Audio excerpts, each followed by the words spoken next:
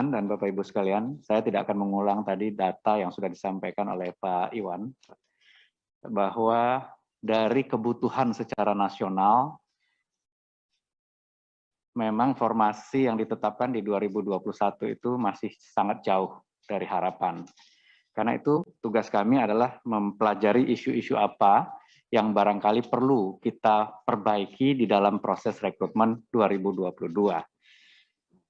Pertama, tadi formasi yang belum seperti yang diharapkan. Yang kedua adalah daerah-daerah 3T sama sekali itu tidak ada peminatnya. Jadi lebih dari 117.000 formasi di daerah 3T itu tidak ada pelamarnya. Berarti ini persoalan yang juga mesti kita selesaikan. Dan yang ketiga, kita walaupun sudah dilarang sejak tahun 2005, masih aja Pemda, quote and quote, nakal merekrut tenaga honorer, karena kebutuhannya ada di sana barangkali. Jadi kita tentu tidak bisa menutup mata dari kenyataan di lapangan bahwa ada guru-guru honorer kita yang sudah mengabdi sekian lama, dan tentu ini perlu kita carikan solusinya. Mengingat mandat dari PP 49, itu 2023 diharapkan tidak ada lagi tenaga honorer. Karena Undang-Undang ASN menyatakan ASN itu hanya ada PNS dan P3K. Jadi ini adalah isu-isu yang kami coba highlight yang mestinya kita selesaikan bersama. Dari tahun ke tahun sebetulnya diberikan kesempatan kepada tenaga honorer ini untuk ikut seleksi, tetapi selalu saja banyak yang tidak berhasil lulus seleksinya. Kemudian kita turunkan passing grade-nya dari waktu ke waktu. Dan passing grade itu sudah sangat rendah sekali. Akibatnya adalah bisa jadi kita akan mendapatkan tenaga guru yang kualitasnya makin lama makin rendah, hanya untuk mengakomodir bagaimana caranya tenaga honorer bisa lulus. Dan ini tentu perlu kita lihat dampak jangka panjangnya secara nasional. Karena itu kami mencoba mengusulkan perbaikan rencana rekrutmen 2022 terkait dengan hal ini, mudah-mudahan bisa menyelesaikan beberapa persoalan yang tadi kami highlight. Pertama, terkait dengan penetapan kebutuhan. Selama ini memang diusulkan oleh Pemda, ditetapkan oleh Kemenpan RB.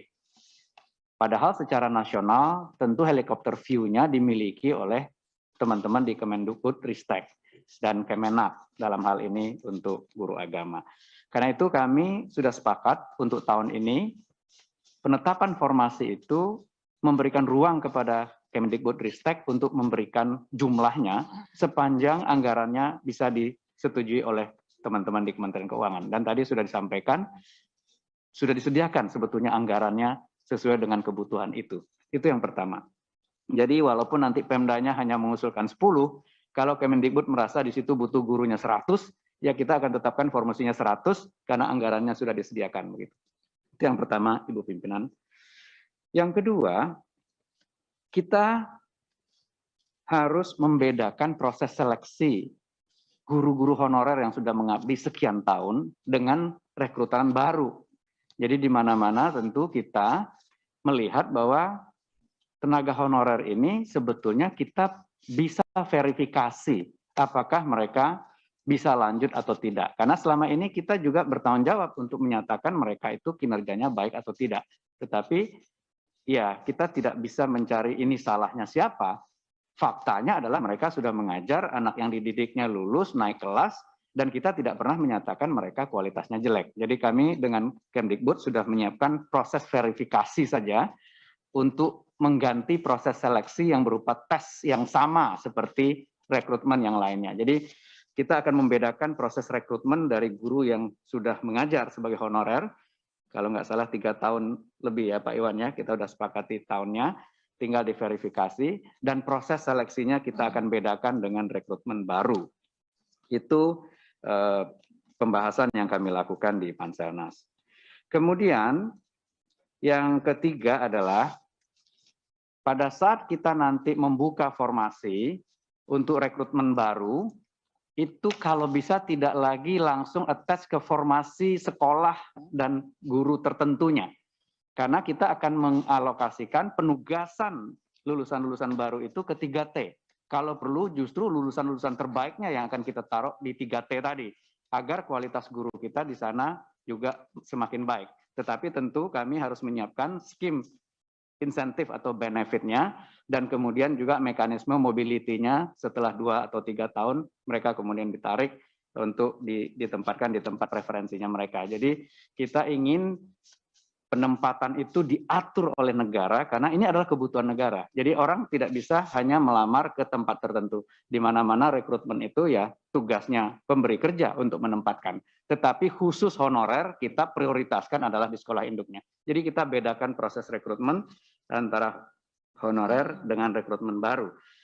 Kami kira itu 3 hal breakthrough yang kami sudah sedang diskusikan untuk kami siapkan draft Permenpan RB-nya, Ibu Pimpinan. Pertama tadi terkait penetapan kebutuhannya, tidak lagi hanya oleh Pemda, tetapi juga secara nasional ditetapkan kebutuhan. Kedua, proses rekrutmennya akan kami bedakan antara yang honorer dengan yang rekrutmen baru.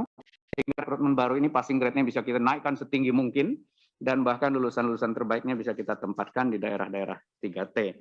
Dan terakhir, proses penempatan tadi bisa dilakukan oleh kita, tidak hanya oleh pelamar yang sudah menetapkan formasi lamarannya di tempat-tempat tertentu. Kami kira itu tambahan sedikit, Ibu Pimpinan. Terima kasih. Assalamualaikum warahmatullahi wabarakatuh.